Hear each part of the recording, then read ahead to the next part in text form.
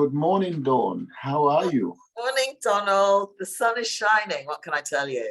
Oh gosh, yes, it is shining. So it's a blessing, really. It's a blessing. It's meant. Yes.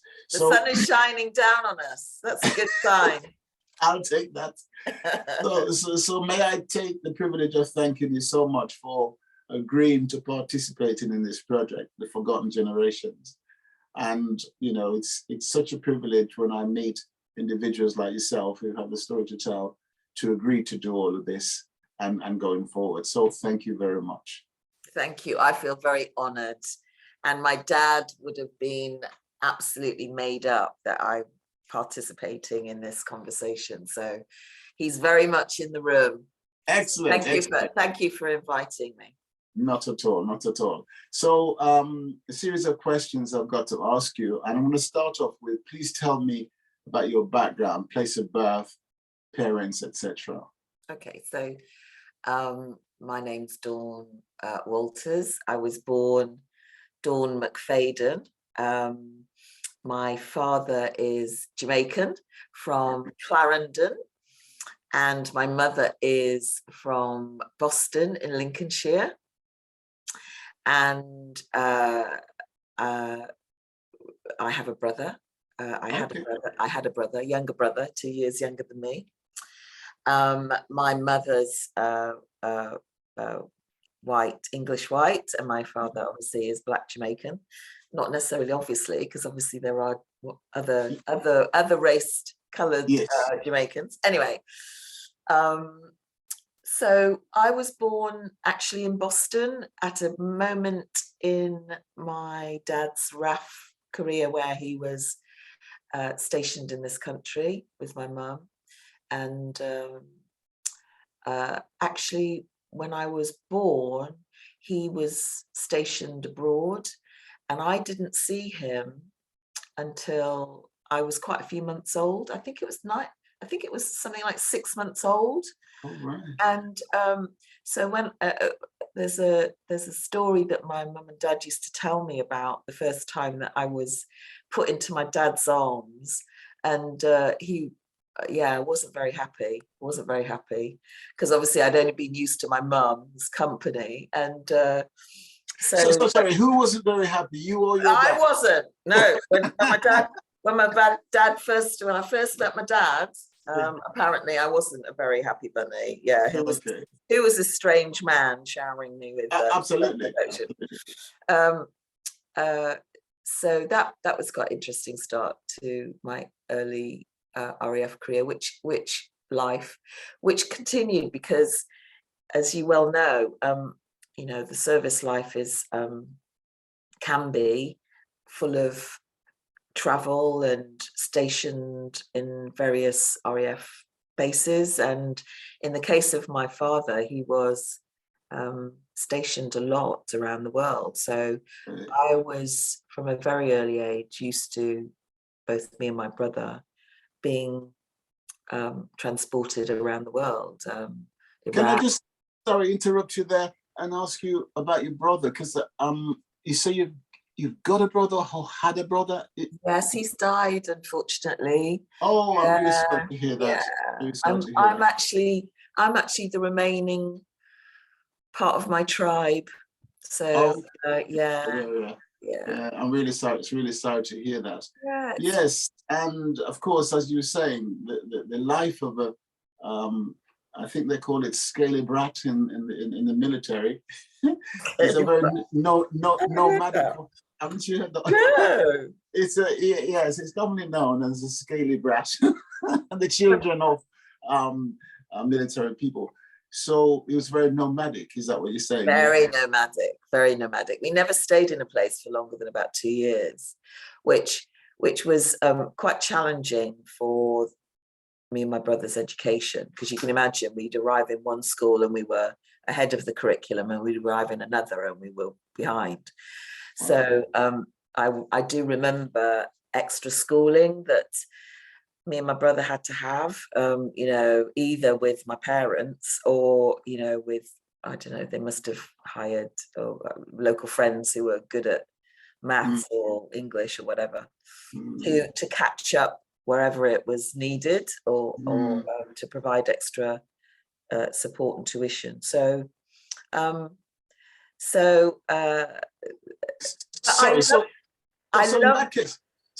that case, then you're talking about life in the military, growing up, schooling, changing schools from one to the next, and giving extra tuition because sometimes you may be behind or in front.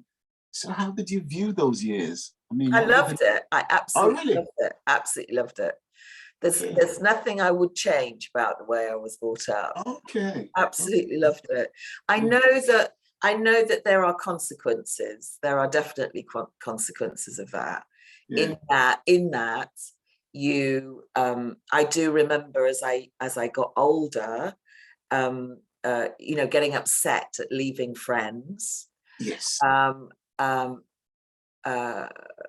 But equally, I remember that I very quickly make new friends. I think both me and my brother learned and I think children do generally, learn to adapt to their circumstances. So when you're living a life of relative transience, and you're used to having to make friends quickly and learn to say goodbye to situations, then you make adjustments for that. The plus side of taking those things into adult life is that you're very adaptable to new situations. You embrace change. You're not frightened by change. The flip side is that I definitely went through a period of being very unsettled, because it was hard for me to come to terms with things being, right, you're not going anywhere in, I understand that. I understand that. But as obviously as I've got older, I've totally embraced that, and it's totally fine. So yeah, I think that me and my brother's life were made, and the whole family's life was made all the richer by having access to different cultures, being brought up, and also, to solidify the family, yes.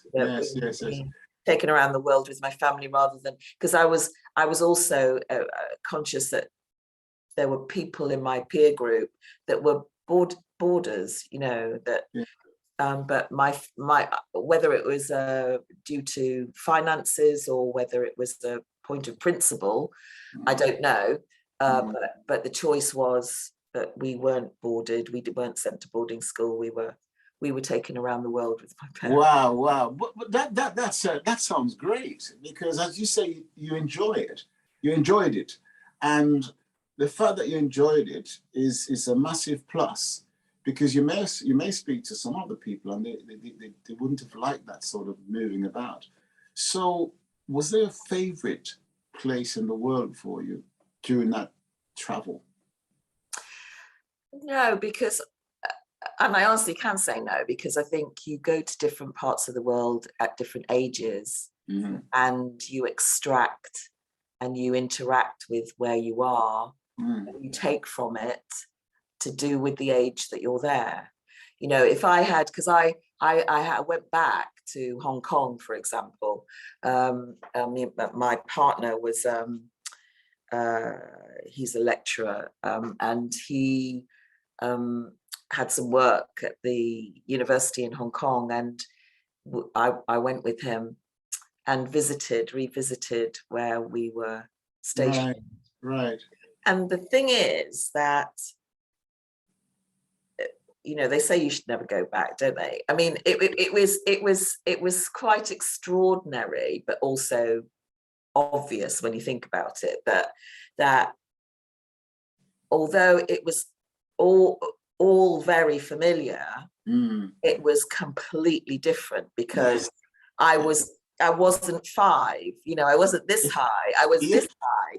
And so buildings that seemed really big were actually really small.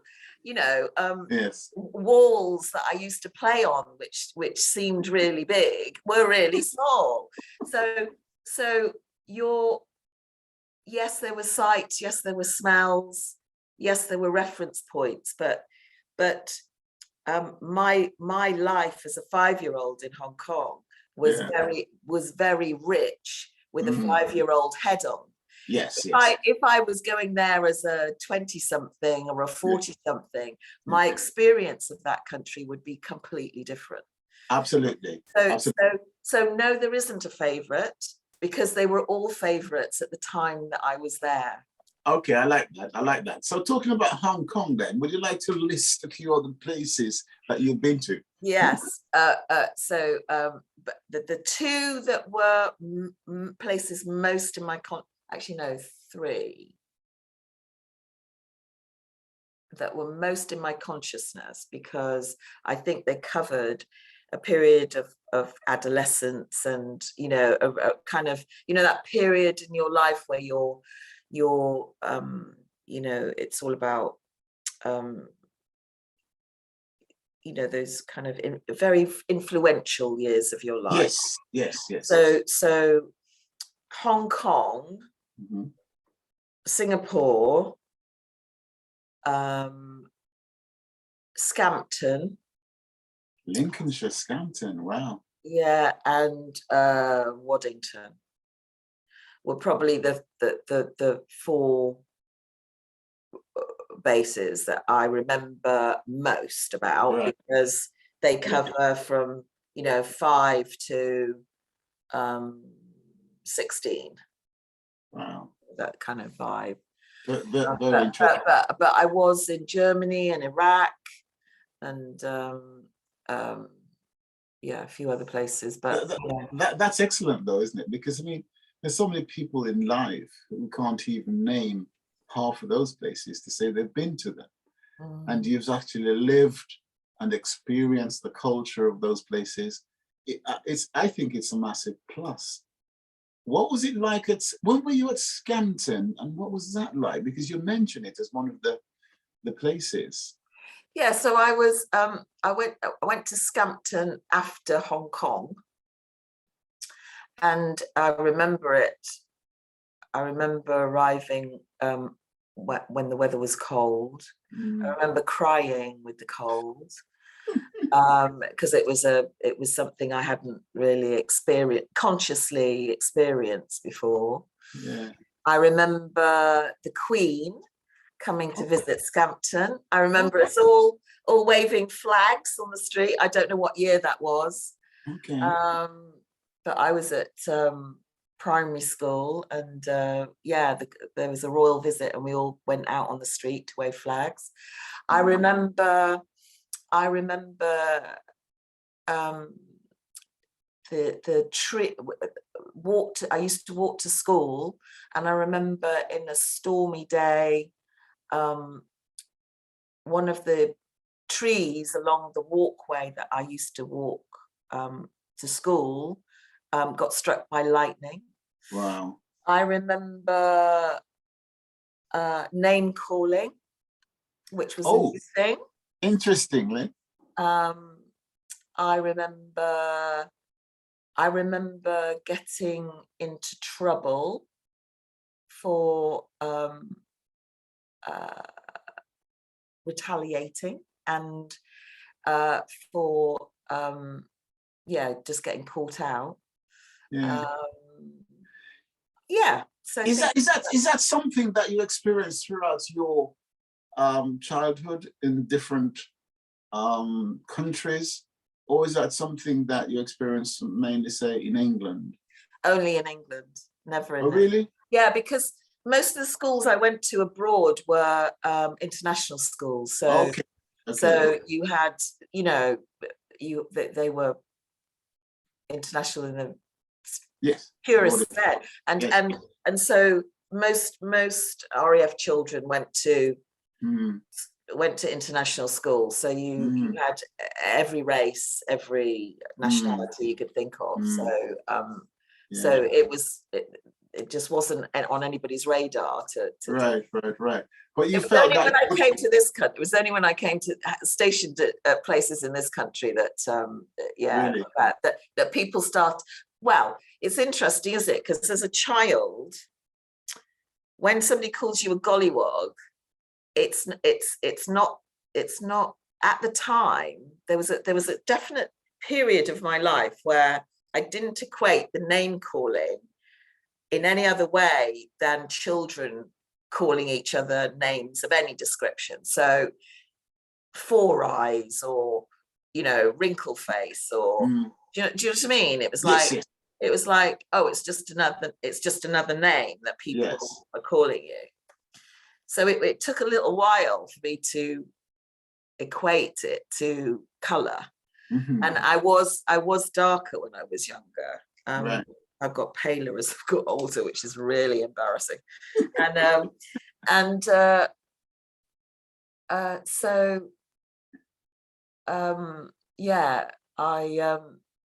it started off quite innocently, but then as you get older, it becomes more malicious. Yes. Yeah. So. And you're one of those people who, did you retaliate all the time, or did you sort of got to a point where you thought you can't take anymore, that sort of thing? Is that how? I retaliated when I was younger, but as I got older, I tended to, in most instances, because rarely was it actually vicious and in your face. Often as you got older, it was more subtle. Yes. And so I would invariably ignore it. Did it affect your schooling, would you say, or is that something that happened? And okay, well, the only, right, it positively affected me in one of my school experiences. Yeah. It was when my parents were stationed at Waddington, and I went to a comprehensive school, and when the year after I arrived there, actually no, I don't think it was quite the year after I arrived. Anyway, I can't remember the exact dates and timing, but they changed the way that heads, prefects, and pupil heads of school were appointed, because previously it was those appointments were made by the teachers and the head master, mistress. When I got there, at some point they changed the ruling for it to be nominated. All prefects and heads were nominated by their peers, right? They were voted. Right. Okay. And I got voted head girl. Okay. And I got voted in as head girl, and I will never forget the headmaster, Mr. Reynolds, calling me into his office. I thought to congratulate me, but he called me in and he said he was not at all happy about my appointment, that he didn't think that I was a particularly good example for the school, and made some aside about the fact that that my sort of person was going to have to work twice as hard to prove to him that I was equally as good. Is that what he said? He absolutely said that to me. I was 16 and he said that to me. Amazing. 15. And so it was interesting, because up to that point, I definitely was in a state where my Black consciousness, and that in your adolescence, you're it's quite obviously quite normal for everybody to be looking at their identity, how they fit in with the world, you know, experimenting with, you know, how they look, and you know, all of that was going on anyway.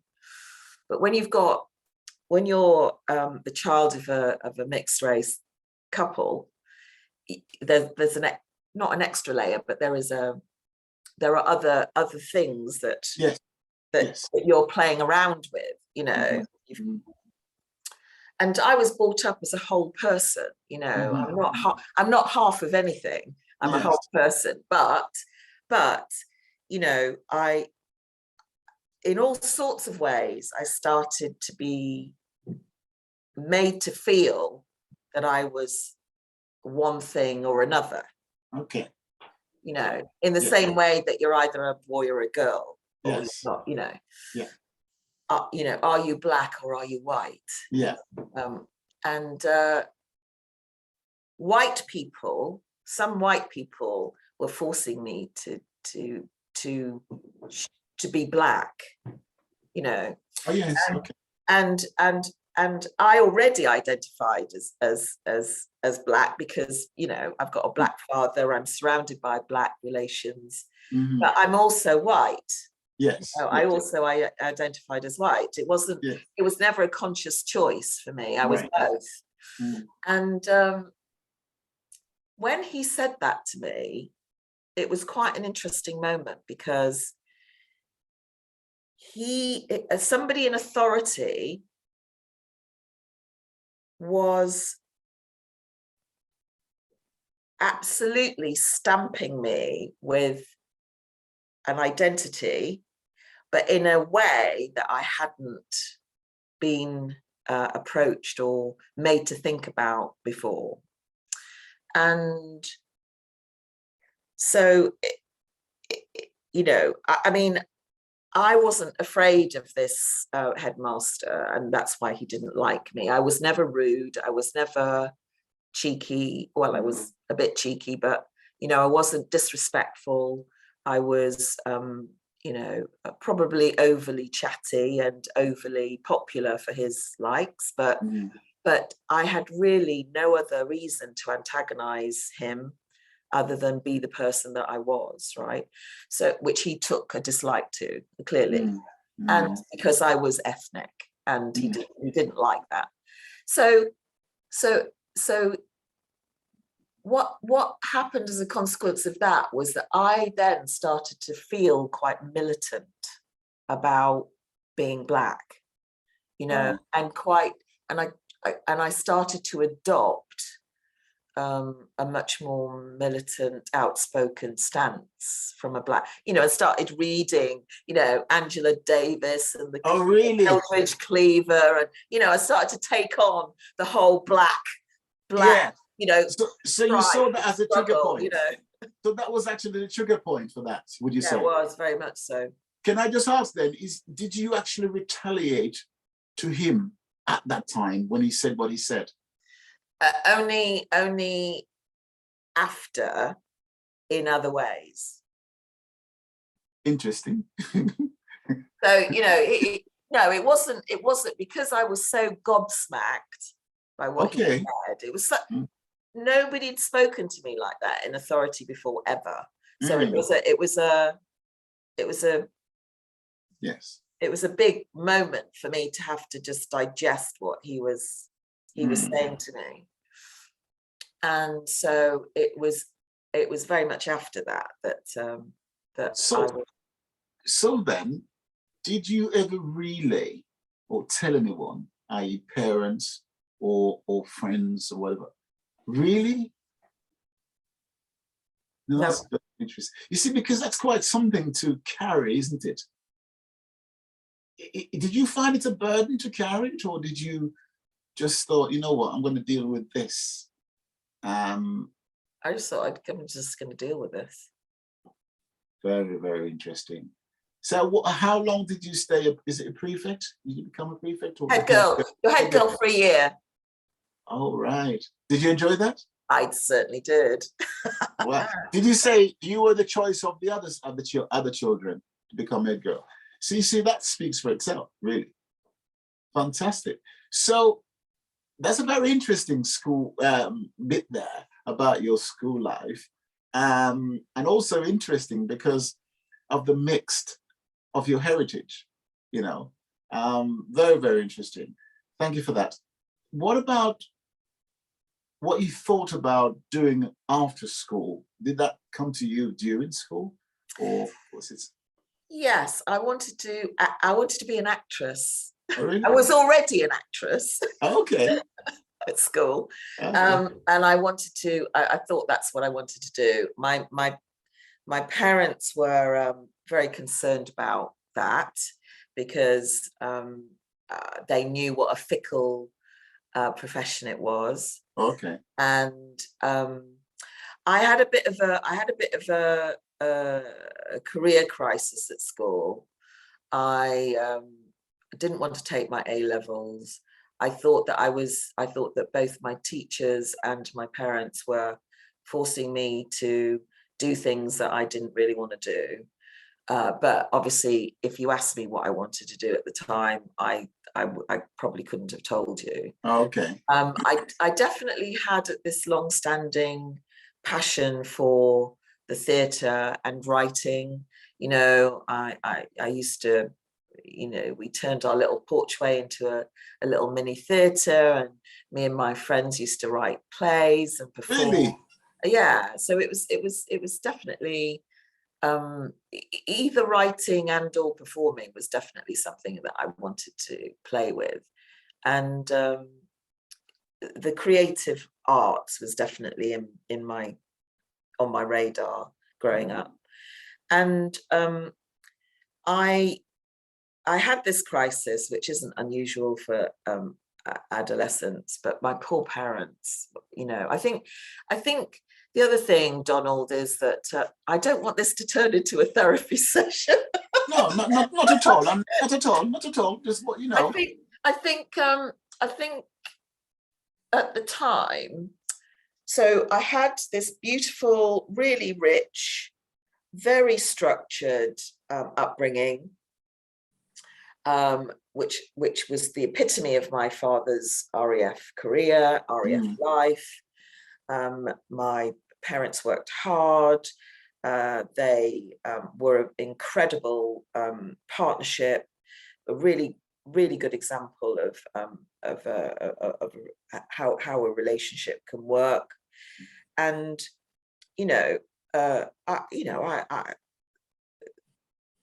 other RAF influences, my dad taught me and my brother to iron, for example. I mean, that doesn't happen in many households. Absolutely. And if you can iron a shirt, an RAF shirt, you can iron anything. So we had all that, but I actually think that whole kind of adolescence of identity, knowing what I wanted to do, there was a backlash against all that regimented upbringing, and I ended up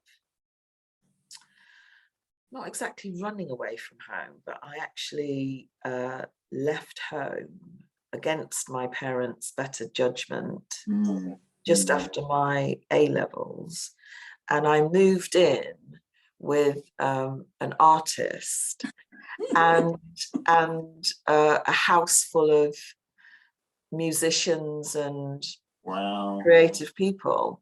And then decided I'd go to art college for a short period of time.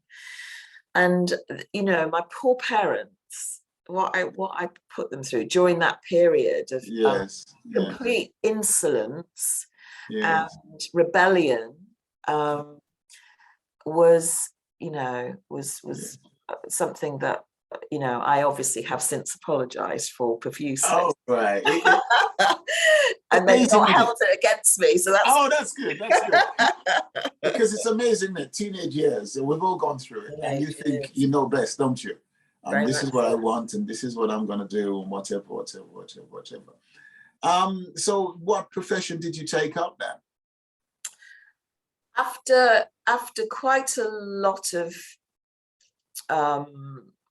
adventures, I did end up as a mature student and I studied public relations. Mm. And I worked freelance for many years doing arts promotion and event organizing. Okay. I was I worked freelance doing running my own business, and then I was employed. I had a small period of time being employed for a university as an exhibition and events organizer. Okay. And then I currently work as branch development and engagement manager in Manchester. Oh wow, wow, wow, wow, wow. That's great. That's great. Can I just take you back then to your father? Did you actually sit down with your father and say, Daddy, why did you join the Royal Air Force, especially during World War II? Did you ever have that conversation? Yes. So, and I've subsequently, we did have that conversation, and I've subsequently discovered that Dad wrote quite a lot of these things down. Oh. When he, so Dad used to tell me me and my brother stories, and I was always saying to him, Dad, you need to write these things down. You can't rely on me remembering all these things, you know. My brother. And you know, and I joke about him writing a book and stuff like that. Anyway, when he died, I was going well, I'm still going through his effects, but I found these 4 folders, which is basically a memoir, his memoirs, you know. Yeah. I haven't read them. I've only read one chapter, which was when he was based at Metheringham, because RAF Metheringham now is a museum. The barracks there, they've turned into a museum. Oh, right. Okay. And there was a project being done around the Windrush, and I was asked if I would go to the RAF Metheringham and do an interview about my dad being stationed there. Oh wow! So I plucked up the courage to read this chapter about his life when he was based at RAF Metheringham, which was just delightful. Yes. But I haven't quite plucked up the courage to kind of it's not a courage thing. It's just emotion. Yes, yes. He's written this memoir, and so I will be reading that. That's brilliant. That's very brilliant. soon. So anyway, so I'm sure I will learn more about the sign-up. But basically, Dad's dad actually he never knew his dad. He left his mum when he was very young and went to Venezuela. Okay. But my dad had lots of really good role models around him in Clarendon, and there was one chap, I think his name was Chapman, who saw that Dad had potential, and Dad's sights were very much set on being a farmer. He was brought up in the very rural part of Clarendon, surrounded by small holdings. He absolutely a man of the land, and you know, he had his sights set on being a farmer, successful farmer. And Mr. Chapman had other ideas. He ran a store in Maypen, and he thought that my dad should apply for this job helping in another local store. And so Dad did, and he got the job, and he was made up, actually. He said that, you know, for the first time he was, you know, really independent. He was learning new things, you know, his horizons were opening. He used to use part of his salary to buy the local newspaper. Is that right? And he avid reader, my dad, and that kept him very much informed with what was going on, and through that he saw that the RAF were recruiting for volunteers. They were looking for volunteers. And so he shared this with his mates, with some of his close mates. And between them, they said, well, you know, what do you think? You know, yeah. They all were kind of fired up with this. Well, one this very deep sense of patriotism, you know, the mother country's calling. Indeed. But also, my God, this is an opportunity to see the world, help, you know, just broaden our lives, you know. And so encouraged as a cohort encouraged in each other, this little group of 4 friends, all from the same area in Matinee, they conspired to sign up, and if they passed the admin, you know, the entry test, they would take it from there, sort of thing, you know.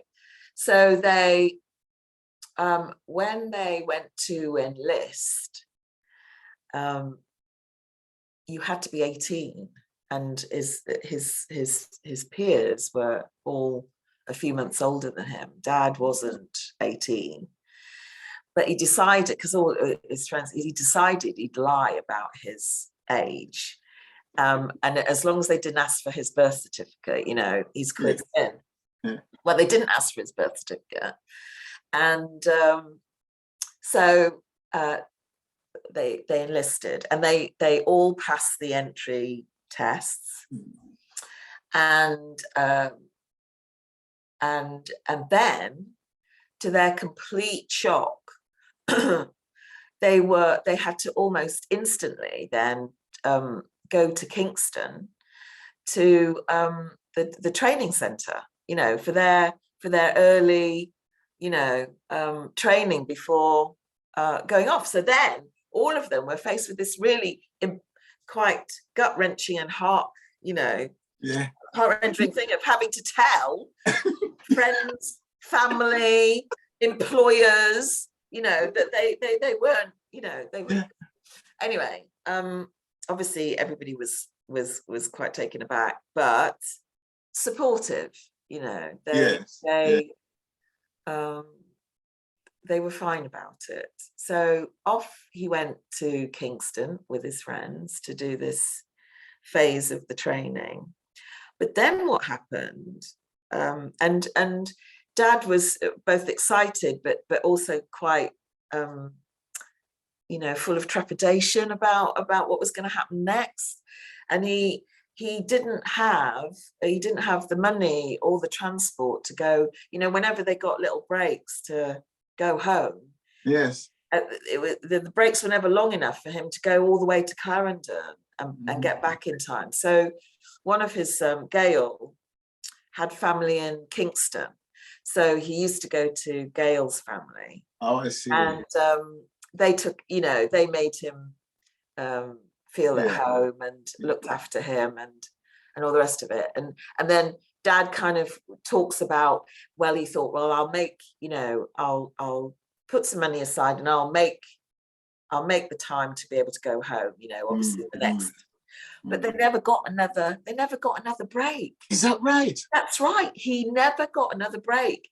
And to this day, he remembers very, very, very clearly. And I think this added to his homesickness and his, you know, the heartstrings of his family, the pull of his heartstrings. Because what happened then was they were all told at quite short notice that they were on the next ship out. Oh my goodness. So he never got from the moment that he enlisted to the moment he arrived in the UK, he never got to see his family. Oh my God. Yeah. So how long after that did you get to see them, or did you get to see them again? Yeah, he did. But it was a few years. It was actually, wow.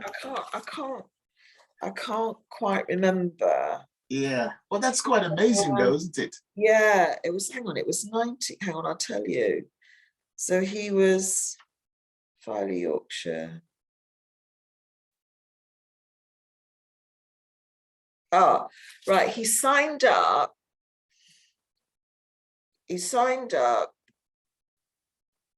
in 44 and didn't get home until 47.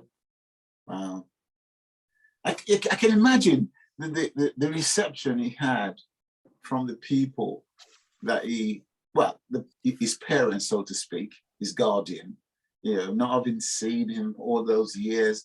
I guess he was able to communicate with them via letters and that sort of thing, right? Yes. So sure, they kind of had an idea how he was getting on. Yeah, exactly. But to see him again as a grown-up sort of, and in uniform as well. Oh, wow. Yeah, because that was the other thing I forgot to mention, actually. The other thing that had a huge influence on my dad was there was a visiting serviceman, airman or corporal, that was from his neighborhood, from his parish, that came into the shop he was working in, all dressed in his uniform. I think he'd obviously just landed. Yeah. And, Dad was a bit awestruck by seeing this very impressive looking Jamaican serviceman. And so he chatted to him about his experience, what it was like, and all the rest of it. And this serviceman, spent some time and encouraged my dad, and was very open and honest with him. And that also influenced Dad's. Very, very, very interesting. Very, very interesting. Very interesting. So, how much of your dad's world have you experienced? In other words, have you been back to Jamaica? Have you seen the place where he was born and grown up and all that sort of thing? Yeah. So, Mum and Dad, I didn't go. Mum and Dad used to regularly go to Singapore, and I think financially, it and because of our schooling, they made the decision that we didn't travel with them in the particularly in the 70s. Because we were traveling around anyway. It wasn't possible to go to Jamaica, but when we were stationed in this country, Mum and Dad would go to Jamaica with a couple of quite a lot with a couple from Boston. So there were two. My dad had quite a few Jamaican friends who were obviously part of my upbringing, and my two aunties, my dad's two sisters.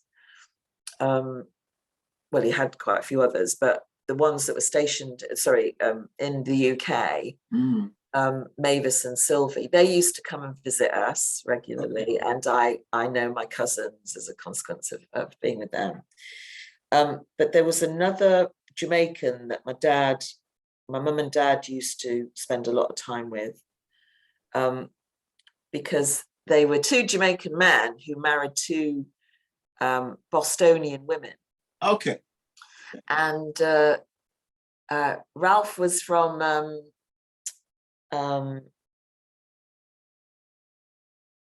Mandeville. Is it Mandeville? I think it's Mandeville. And Dad's from Clarendon. And so they used to go over to Jamaica quite a lot. And me and my brother were looked after, supervised while they went.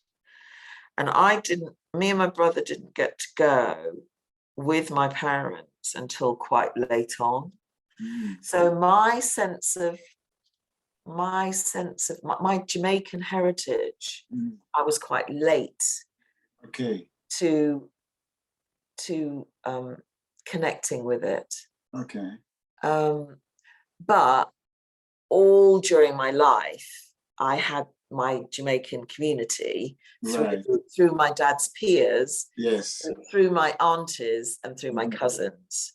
So, cook-ups were regular, I know about Jamaican food, and, so all of that, and the music and all of that was ever present. But I'd never touched the soil and been and seen my dad's birthplace. Do you know what I mean? None of that wasn't real until I was a grown woman. Okay. Um, How did you find that when you went there? You know, your dad told you about all these places over time. As a grown woman, you back there, you got there for the first time. yeah, it was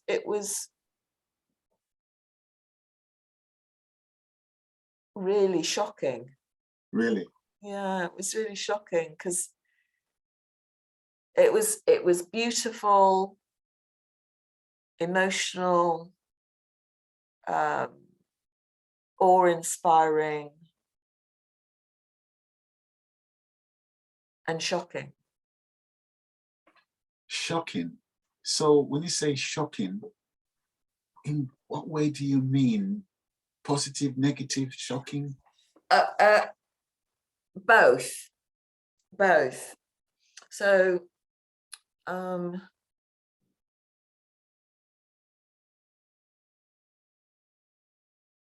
I was shocked that there were two worlds in Jamaica. Okay. That I mean, really big worlds that were so far removed from one another. It was shocking. So my dad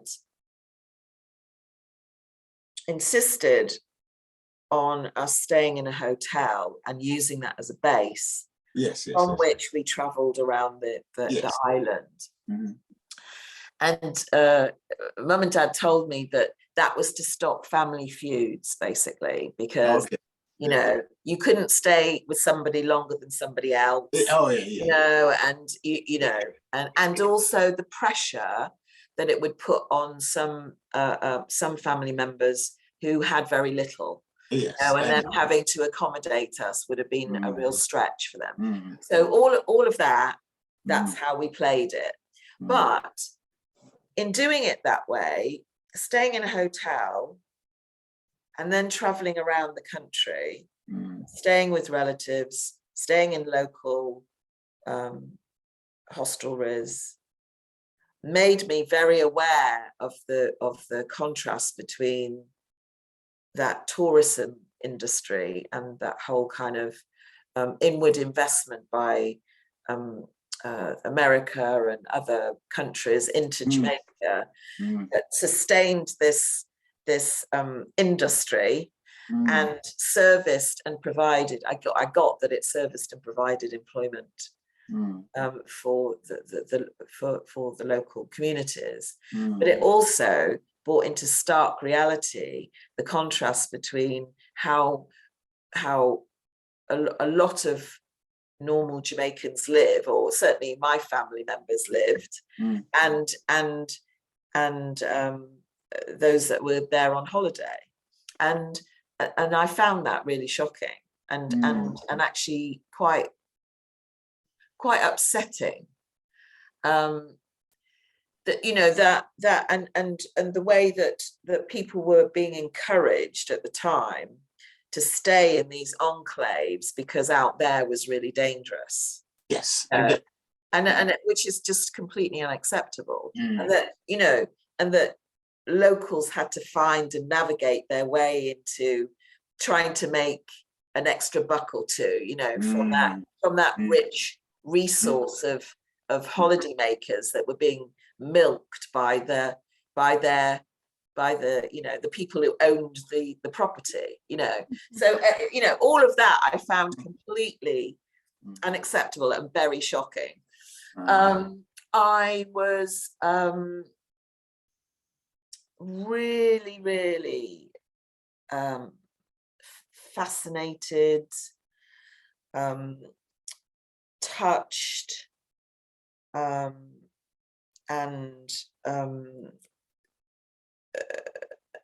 I can't think of any other words at the minute,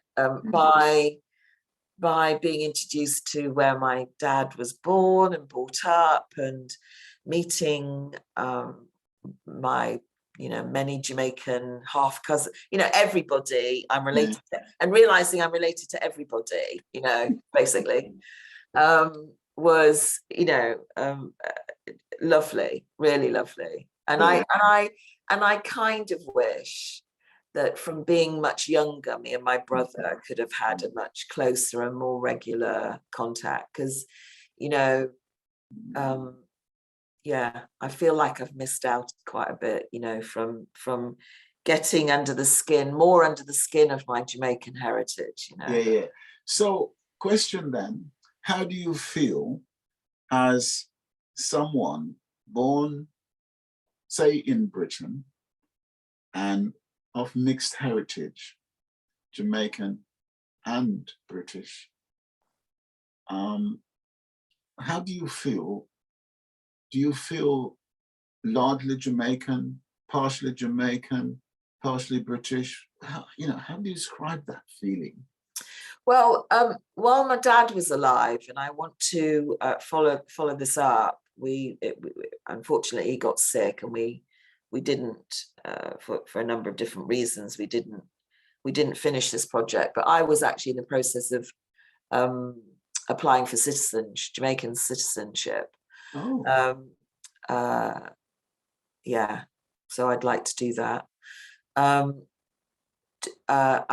also exploring maybe getting somewhere in Jamaica that I can go and visit. Wow. So does that make me feel Jamaican? I want to, you know, I suppose what I'm trying to do is cement that thread with my heritage. I get that. Do you know what I mean? It's yes.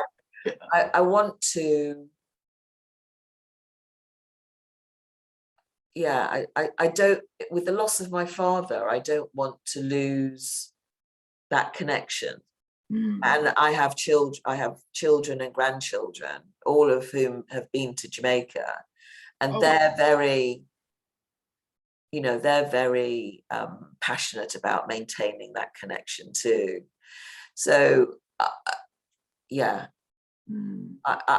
there's a lot, even though there's a lot that I've missed out on, there's still a lot for me to explore. Excellent. But I've got to be careful, because equally, there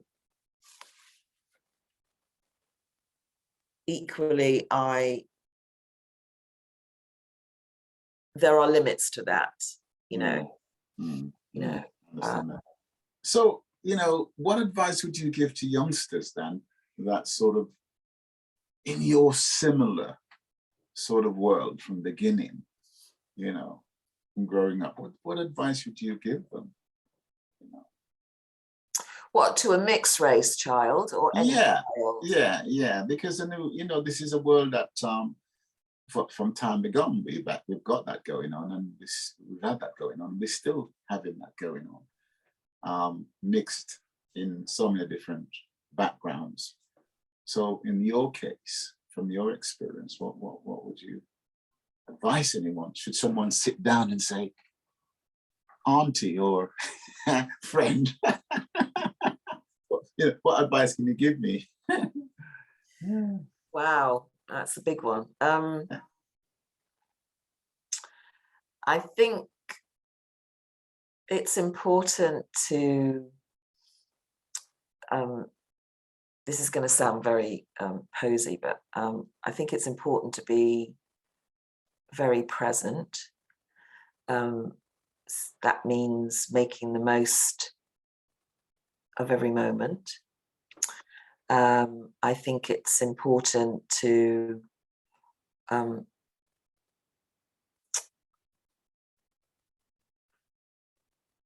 stay educated, be educated.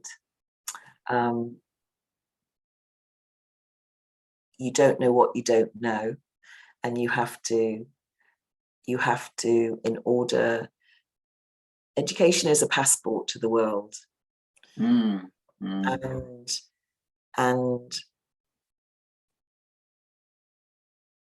when people talk about studying to you, or learning, or doing your homework, or getting your head down to revise, it's not because they like the sound of their own voice, it's because they want to give you that passport to the world. And the other thing is that I was always told I'm not half of anything. I'm a whole. So even though people might refer to you as half caste or half of this or half of that, actually it's important that you know that those two halves make a whole, and actually you're the whole of something, and be proud of that. Absolutely excellent. That's absolutely superb. And I've got to say thank you so much for taking us on that journey, because I have not interviewed anyone of mixed race before. And it's very important to get the perspective of everyone under the heading of the Forgotten Generations. And it's been very interesting hearing your view on your life, you know. So I'm sure this will help somebody listening to your story. You know? Thank you. I hope so. There's a lot of I was brought up in a circle of Jamaicans that married, my dad's peer group that married and settled down with white women. So there is a pool of us. Yes. That have, some very much reconnected and associate with Jamaica, some who don't at all. So, and everything in between, I think, probably. Yeah. So that's life, isn't it? It is life. That is life. Absolutely. Yeah. Brilliant. So we've come towards the end of the interview. Thank you very much. But I always like to ask you if there are any questions to me that you may have regarding, well, anything really. Oh gosh. Well, I mean, one of the things I wanted to say was that I think what you are doing is extraordinary, and I congratulate you and thank you hugely for the time and attention that you give to accommodating, recording, gathering all these lives and stories. It's extraordinary work, and I take my hat off to you, Donald. I think it's exemplary, and thank you. Really great. Well, Dawn, thank you very much for those comments. I really appreciate that. And looking at the future, I just hope that we get more people like you to share their stories. So wonderful to hear. And again, thank you very much. And thumbs up to you. Bye, Donald.